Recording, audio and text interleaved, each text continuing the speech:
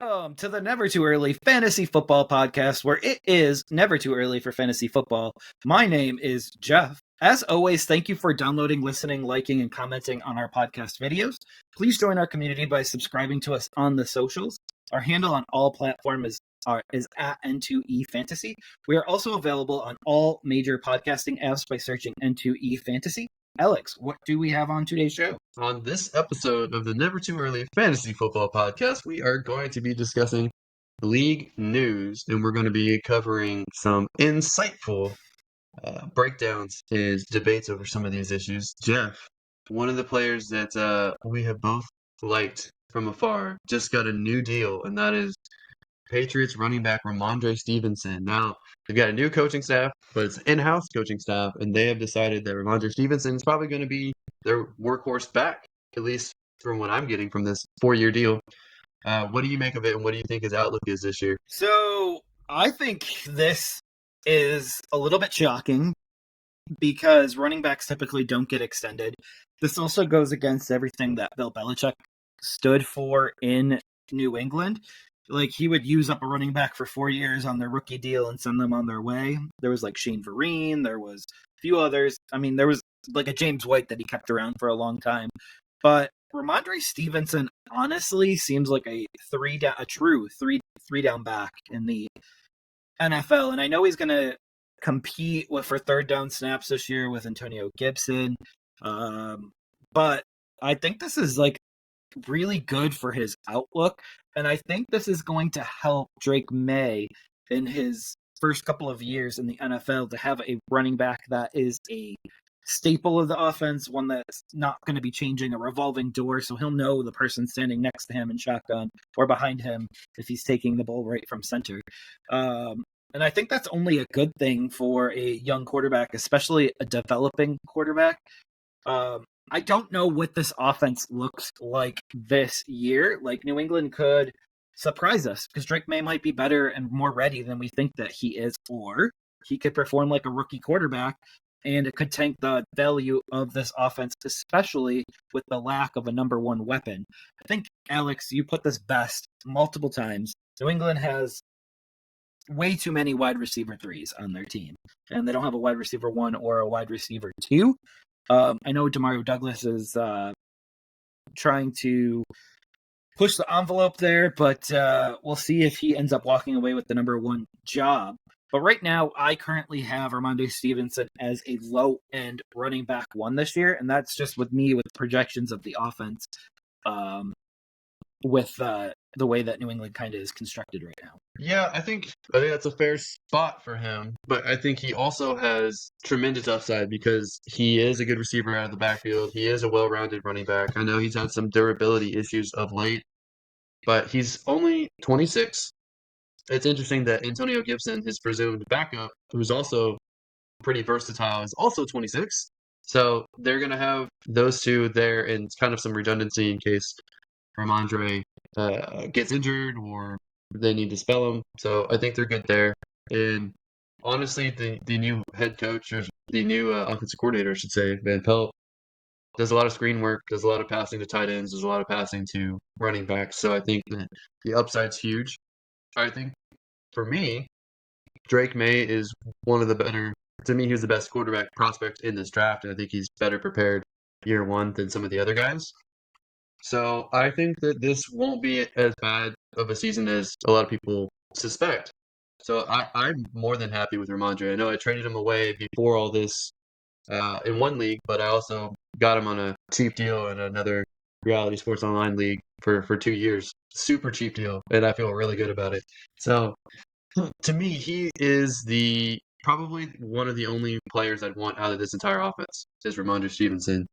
I also like Hunter Henry as a low-end tight end one dart throw. Like, he's probably a tight end two based on where he's being drafted, but I think he has a very good chance of being a tight end one come year finish.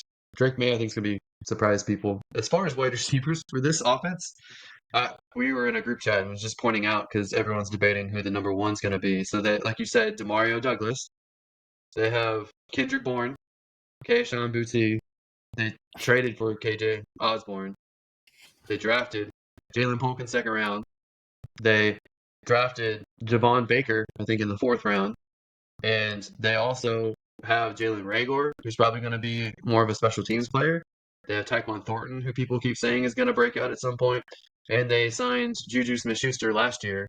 So a lot of those wide receiver 3 levels, I think that some of them have the capacity to be wide receiver 2s. We have no idea if they even have a wide receiver 1 on the roster. That's yet to be determined. But I don't even know if they have a wide receiver 2 on the roster. And any of these guys, I feel like they're all going very late in drafts. It's a complete dart throw at this point.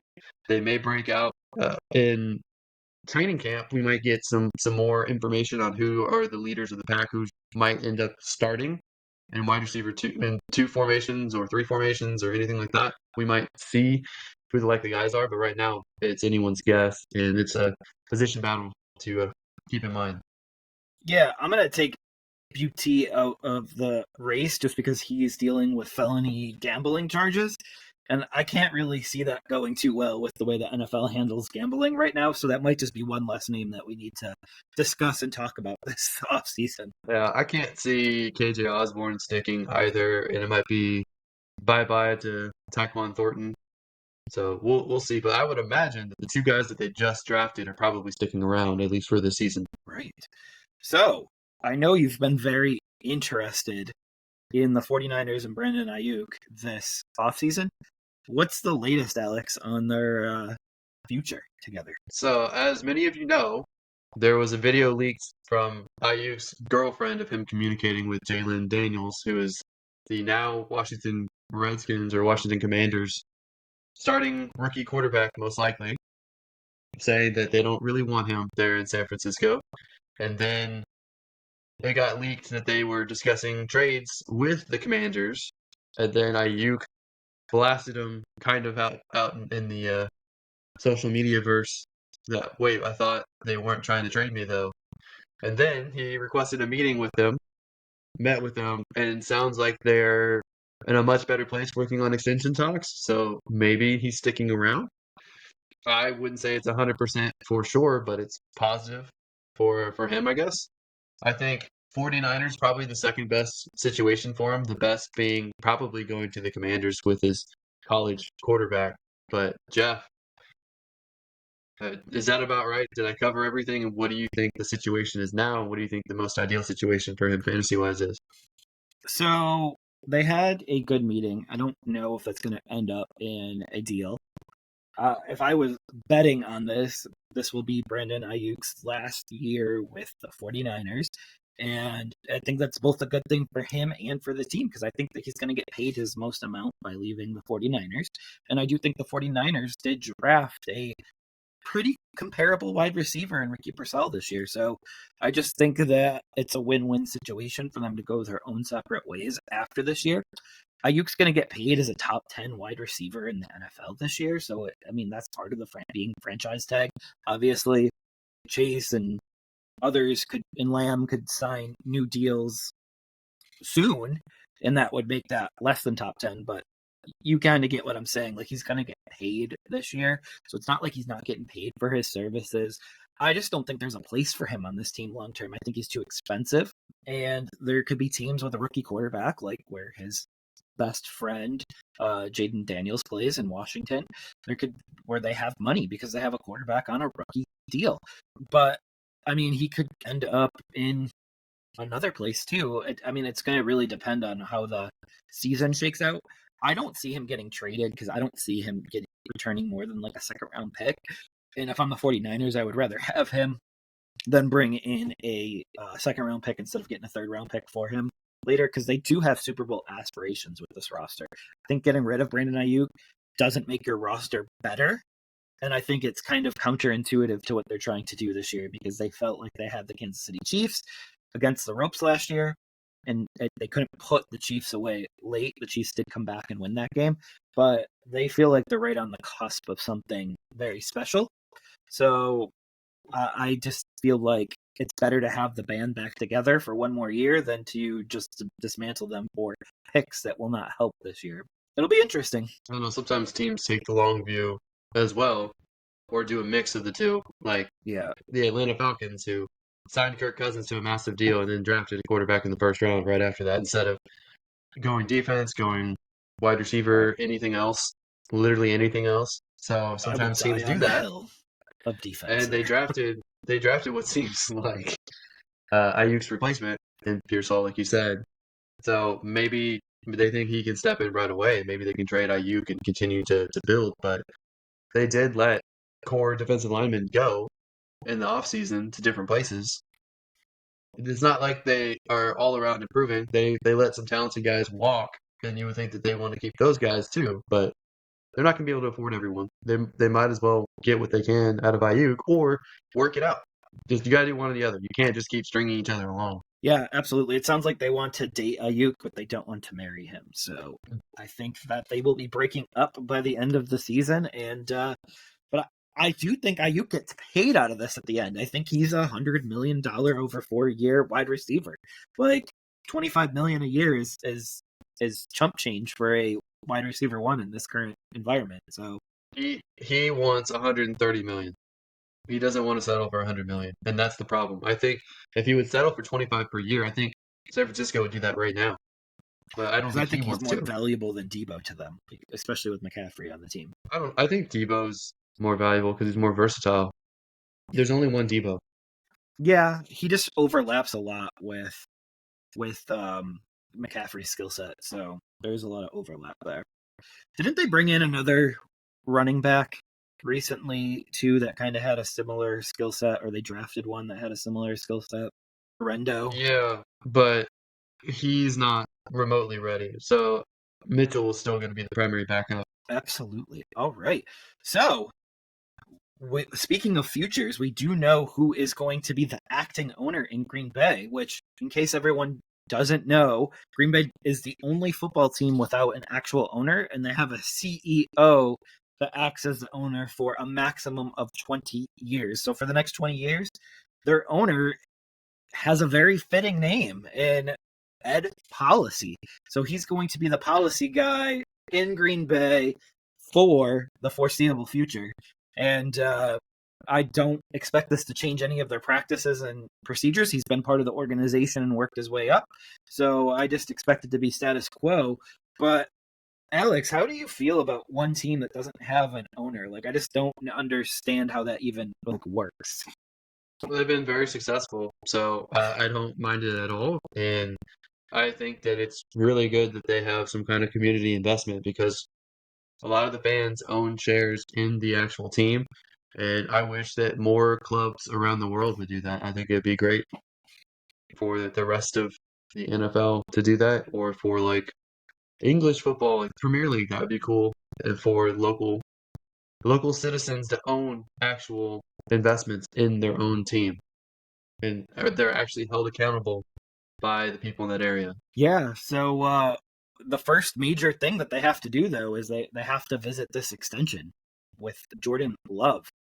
And we'll see what kind of number that they come in at. I was listening to a former Packers executive this week, and he believes that they will meet the current market value for quarterbacks for Jordan Love. So, like, we're talking like 50 to 60 million per year. So, how do you feel about that? And do you think Ed Policy will like this direction for the organization? You know, I hate quarterback contracts right now. Like, it's way too high. It's way too high. It's not sustainable. And he had half of a good year. So how are you going to pay someone on half of a good year? I feel like you have to let him play out more of the contract. If he starts off hot, I could absolutely see them, hey, let's go ahead and extend you. But as far as I know, I don't think that there's any anti-tagging clauses in his current contract, so they can tag him for 2 years if they want to. Yeah, But it it's a just huge doesn't leap build of a good faith. long relationship. But it's a huge leap of faith to go ahead and do an extension now. We don't know if he's really that good or if he just had a nice stretch. Yeah, because how he looked week 1 and how he looked on week 18 were like two different quarterbacks. And he Yes. actually performed well in the postseason as well. So very surprising, very young weapons too. So he doesn't even have an established like weapon of choice either. So like it's interesting what he did it with. I should just leave it like that. Yeah, that's just crazy to go ahead and extend him. But if he continues to do well, then it's the right decision. Absolutely. But also, if you use the tag on the quarterback, you can't use it on another position. So there is some incentive to leaving that tag open for other players and positions once you hit I that don't, season. but I don't think there's anyone about to hit free agency. Come on, AJ Dillon. You're not tagging AJ Dillon. Come I on, man. know. I know, but like, what if they had like Alexander hitting the market, or like the Chiefs corner that came out of nowhere last year and became a lockdown corner, and they tagged him and finally traded him away? Like, that's always a possibility. Yeah, maybe, but I don't. There's definitely no one on the offense that's super vital that I think is heading to free agency. Defense, maybe there's someone like that, but I don't think so. Absolutely, good old tag and trade that we got this year. All right, Jeff, let's talk about your third favorite team. It's another cat team out there. Why don't we talk about the Fort Lauderdale? I mean, the Tampa Bay. I mean, no, what is it? The Jacksonville Jaguars in their new stadium. Why don't you lay that out for us? So Jacksonville, long rumored to be moving to London after their pack started about a decade ago to play one game over there. Everyone assumed that there would be multiple games played over there by Jacksonville each year. They've never really expanded beyond the one game. It will be interesting to see if when the new stadium opens, which is in 2028, if Jacksonville pulls back from London and says, we don't want to play a game in London every year anymore, because now we have this state-of-the-art stadium that we don't want to leave behind to go play that international game. So that'll be an interesting little tidbit out of this. So once that deal expires, perhaps they'll pull out of London. But Jacksonville kind of quietly has built a decent fan base, and they now are going to be opening a new stadium with public funding. I never saw the cons moving the team out of Jacksonville, but I know a lot of people did see that coming. But the new stadium, as I mentioned, will open in 2028. There is going to be some downsizing of the current stadium during this. Like, there's going to be limited capacity over the next couple of years as they work on different sections of the new stadium. And then there's a period of time, 2027, where they do not have a current location where they're going to play. Could they play in London that entire year? Possibly. Could they play somewhere locally? Possibly. So they don't have a location to play at in 2027 right now, and that'll be interesting to see what they do there. But it does look like a state-of-the-art stadium. It's probably a stadium that could bring in a Super Bowl at some point as well. So something to be on the lookout for. I know Vegas and LA are gonna be two stadiums, and Dallas, a third one, they're gonna be on the regular rotation. But yeah, I don't think Buffalo, who's getting a new stadium, is ever gonna get a Super Bowl. So I just can't imagine people being outside in the middle of February. Yeah, that's unlikely. Cover your stadium. There's an advantage to not covering it because you have the Dolphins in December and they melt like the snow melts. So Yeah, I can't imagine them using the Dolphin Stadium either because that's very much in favor of the home team. So we'll see how that shakes out too. But are they close to Miami? I don't really know how far away Jacksonville and Miami are. well, They'll want to keep it close, I would assume, for their fans. for someone who lives in Texas, I would say that they're close, but I'm sure people living there would say that they're not that close. Yeah. I would want to keep it as close. I would look at a college stadium before I would move it in a city inside of the U.S. For me, if it's not a 5-hour drive, then it's close. Sounds good. Sounds good. I can't wait to see what the stadium looks like. As I said, state of the art. Like, everything's going to be perfect and pristine, and we will see. Hopefully, it opens on schedule. No, it is in fact almost a 6-hour drive, so it's not close. Nope. I wouldn't do that to my fan base. I wonder if Yeah. there's like a University of Jacksonville that they could play at for one season. Yeah, it would have to be because even Orlando looks like it's probably an hour and a half, 2 hours away. They have the Citrus Bowl there, but yeah. All right, so we can hop over to a team that seems like they might have some shifting and some change after this year, and it's the Dallas Cowboys. So there's reports out there right now that Mike McCarthy is getting very irritated and very miffed at the fact that Jerry Jones is so involved in daily operations with the team. He's probably the only owner that's that involved with a team. I can't think of another one that's out there. Maybe David Tepper is starting to rival him a little bit on that, but Tepper hasn't had the success that Jerry Jones at least had in the beginning as well. But so we have Micah Parsons, we have CeeDee Lamb, we have Dak Prescott, and we have head coach Mike McCarthy all entering the final year of their contract.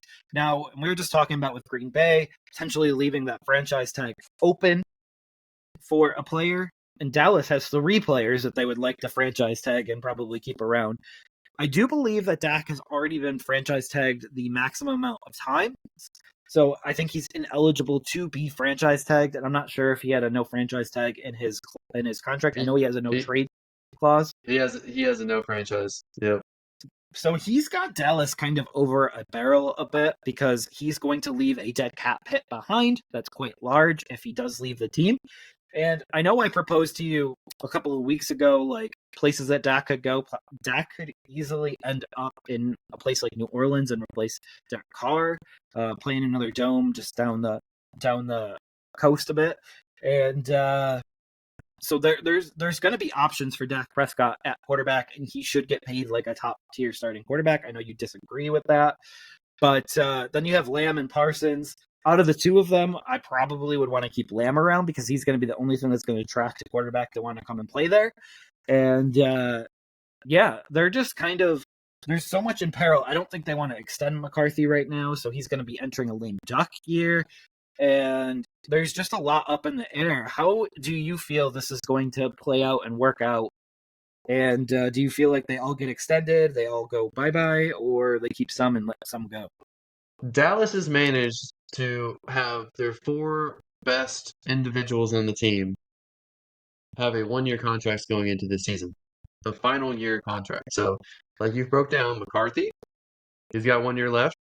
Dak, Parsons, and Lamb all have 1 year left, and all 4 of those guys are pretty vital to this team right now. Dak, I'd rather pay Dak $60 million per year than Jordan Love or than Tua or than a bunch of other quarterbacks. So if you decide Dak's the guy, you have to pay him.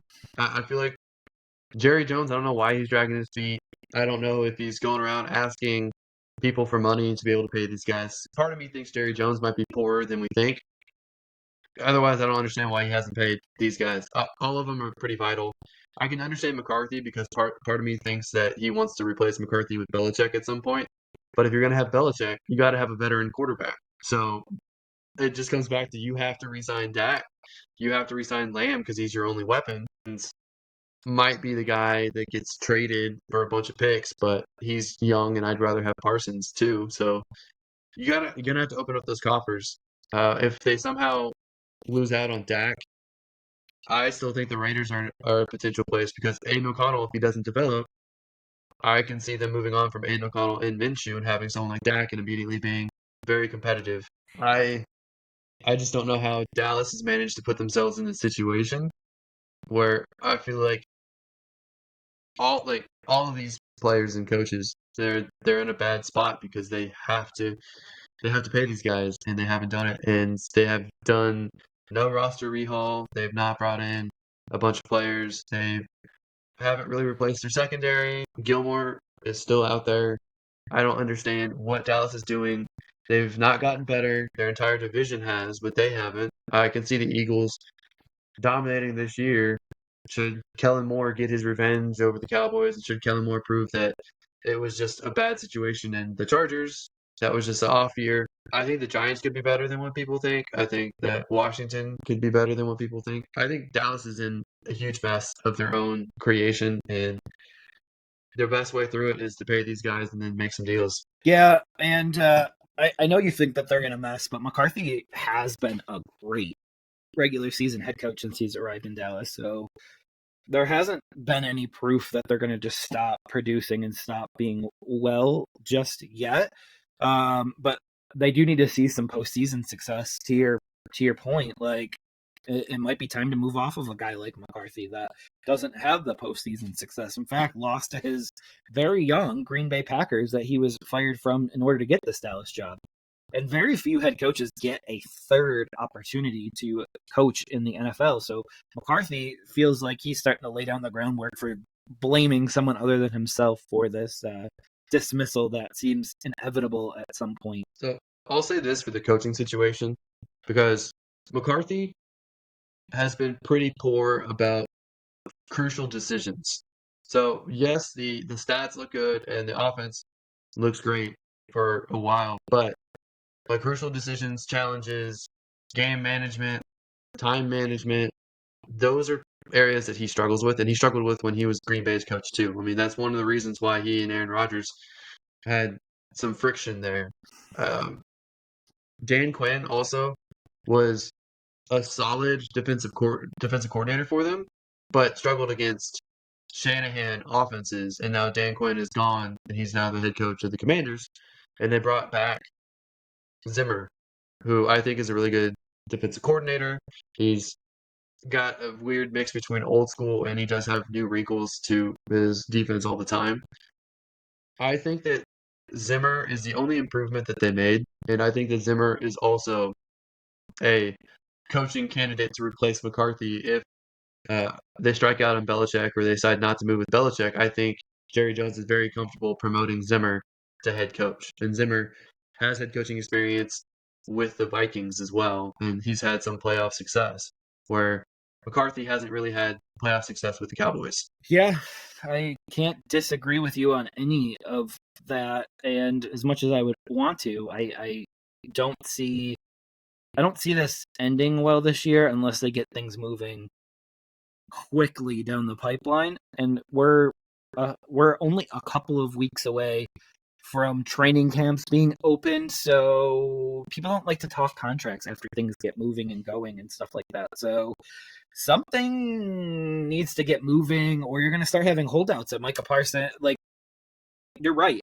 The season could go very badly because of the animosity and the lack of drive that players have due to not getting paid. So the season could go very sideways very quickly just with attitudes, not even with talent. Yeah. They're playing a dangerous game by not extending these guys in more ways than one because as we see all these contract extensions happen for all these other wide receivers and quarterbacks and edge rushers, the price tag is only going to go up. So I have no idea what the Joneses are doing unless they want to give all these guys the biggest deal. That's the only thing that would make sense. Yeah, but let's keep in mind though, like if they do drag this out too long, and let's say like there's a bad taste in CeeDee Lamb's mouth, like that's not gonna go away. Like just because he got paid, like it's gonna take some time to get over and like heal that relationship side of the house. Like they're doing a lot more damage than good right now.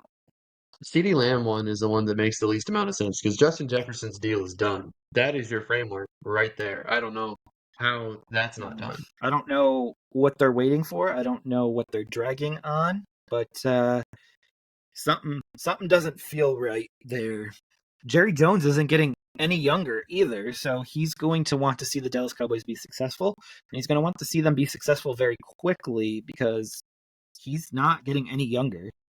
Yeah, I can't imagine him wanting like the 90s to be his legacy, basically. Yeah, and you can't tag Dak, and you can only tag one between Parsons and Lamb. So you at least need to get one of these guys signed and sign Dak if you're going to do it. Unless they're going to roll with Trey Lance next year. Don't know if I want to do that. Yeah. I mean, they could roll with a whole bunch of people, so it'll be interesting to see where they go with that. But it's looking very much like that we're going to have to figure out what direction they're moving, and we're going to have to figure it out sooner rather than later. But as you said, Bill Belichick's not going to deal with a rookie quarterback again. Yeah. Unless he wants to bring in Mac Jones, whose deal is expiring in Jacksonville this year. Little reunion. I still wish the Cowboys drafted Spencer Rattler because that sounds like a name that fits in with the Cowboys. Doesn't it? Spencer Rattler at QB for the Cowboys? Doesn't that sound like a Cowboys kind of name? Absolutely. I guess Matt Corral is still available somewhere, right? He is. He went AWOL for a little bit there, so was it Matt Corral that went AWOL? Yes. Yep. Hey, you can't win them all there, so. All right, speaking of what you can't win, the NFL lost an antitrust lawsuit over NFL Sunday ticket packages. and total comes out to 4,700,000,000 to fans and 96 million to bars out there. So $4,796,000,000 judgment in the California court system there, and it looks like the NFL is going to appeal that decision. So those of you who had NFL Sunday Ticket under DirecTV or Red Zone, you're gonna have to wait until all of this finalizes to try to get your $10 or whatever it's gonna end up being for the payout for everybody. Yeah, I it almost eagerly seems await. it's not worth it. I eagerly await my petition signing or whatever I have to do to get my $10. You'll get $17, one or $18. You'll get $1 for every week of the NFL season back. But it almost seems not worth it when you put it that way. Like, there's a lot of time and effort that goes into this just to give out $18 to folks in bars. Bars will probably get like $3 once you break it down to how many bars probably had it during that time period. But obviously this is going to go and get appealed, so there's not going to be any payments or anything immediate right now. But I don't know if you saw that, but YouTube TV had just raised the price of Sunday Ticket by $100 this week. So it's not going to stop. Like, it is a premium service. Like, you either buy it or don't buy it. It's not like water that we need to live and survive with. So it'll be interesting to see how the higher appellate courts deal with this, because it's not a necessity. And the way that some of this came off was like, it's a necessity for me to get this. And maybe some people do have an addiction to the NFL that they do need to get this, but I think for a lot of bars, it is a necessity because if they don't have it, they won't get business on Sundays. right. Absolutely. But that's the cost of doing business, though. So, I mean, their food supplier could raise prices at any given moment, and they'll pay them because they need their food. So it's the same difference. But if you spread out $400 over a whole season, like, I feel like if you were a hardcore NFL fan, $400 isn't a lot of money to be spending on it. When if you bought season tickets somewhere, you probably are spending a minimum of $600 to $800 just per ticket if you go to it. So, For me, grand as a scheme of consumer, things, all I need is Red Zone at this point. If you're gonna charge that much for Sunday Ticket, I want nothing to do with it. I'd rather just have Red Zone. yeah, I can't watch just one game on a Sunday anyways. I prefer to hop to the action. And our favorite Chris Hansen, 7 hours of commercial-free football starts now. Like, I wait for that every Sunday. And the Good quarter witching of that. hour. Good quarter of that is gonna be Houston Texans scoring, right? I hope Come so. on now. For your sake, because you're saying that Stroud, your buddy Stroud, I know we just top topics there, but Stroud is going as QB3 in Dynasty ADP right now, which is absurd considering there's a Mahomes, Jackson, and Allen out there that have better rushing. All three of them have better rushing ability than Stroud, and Hurts have the stats to back it up. and Hurts. And Yeah. yep. But even if people are down with Hurts because he doesn't have Kelsey anymore, and he was coming off of a down year, and he wasn't as good passing, like even so, like, Yeah, I think there's a good case for Stroud at 5, 6, or 7. So, I mean, I still really like him. I'm thrilled with him so far, but I wouldn't Yeah, take him QB thing. He has no I rushing think as side. an NFL quarterback, he's probably a top 10 franchise guy that you would want to have on your team, which is great. Like, that definitely is. He's going to have to get paid after his rookie deal is up at this point. And but I still like my Justin Herberts and stuff. Like, if all else was equal and I was starting a franchise, like, I think Justin Herbert's like your prototypical quarterback, very smart. Like, I just don't think he's dealt with the best hand yet. He had a defensive coach and a lot of coordinators that he burned through his first 4 years in the NFL. Well, he had the most pass-happy offense his first 4 years in the NFL. No matter who the OC was, he passed the most of any quarterback. Watch that's his gonna passing change. stats get better this year without Kellen Moore around, because I think he'll get more efficient. I don't know about quantity-wise. Cowboys offense went on an upward trajectory as soon as Kellen Moore was out of the building. It felt weird. Like, we thought he was a genius and should have been a head coach, and then all of a sudden, like, you get rid of him and your offense gets better. Like, okay, maybe he's not as good as we thought he was. Maybe. He's in Cleveland now, right? No, he's Philly's offensive coordinator. Ooh. I don't okay, so we don't know if it was the dysfunction and injuries with the Chargers or what, or if it was an off year, what the situation was. But they didn't have an effective ground game at all. Eckler is not a between the tackles runner. He is a passing down running back. So they also didn't have the offensive line to run effectively either. So you had to pass. Herbert got hurt. Mike Williams got hurt. Keenan Allen got hurt. Like they just had a myriad of injuries. Plus, the Raiders played them very, very well as well. So I don't know. Yeah. I'll go I- down with Keenan Allen was more of no one's here. Why are you still playing? Injury. Yeah. Like Easton Stick's not going to throw you the ball, bro. Like just sit this one out and relax. I'm not a fan of that because I would. I understand.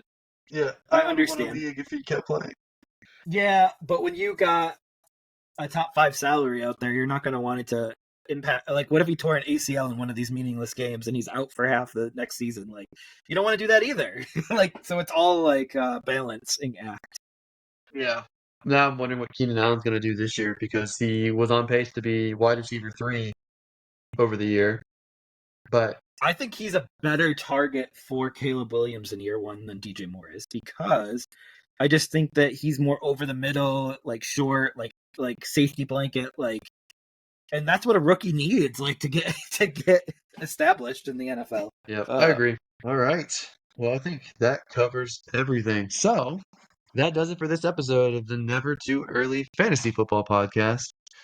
Thank you all for downloading and listening to this episode, and please don't forget to like and subscribe. Please leave us a comment and share the show. Every little bit helps. You can find us on all podcasting apps by searching N2E Fantasy and with our handle at N2E Fantasy on all social media platforms. Please join our community and give us a follow. Until next time, take care of yourself and remember, it's truly never too early for fantasy football. Thank you again. Bye, everybody.